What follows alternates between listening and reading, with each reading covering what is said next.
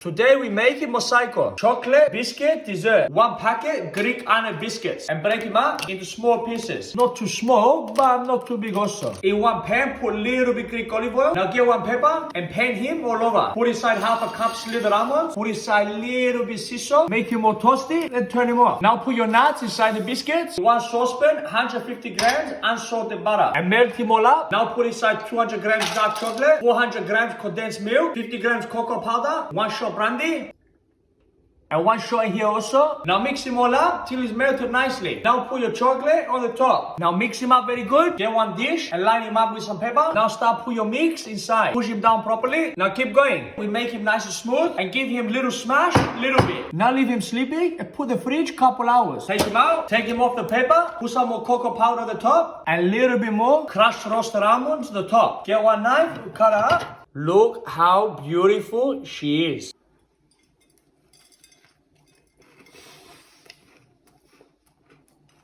It's bloody beautiful, mate.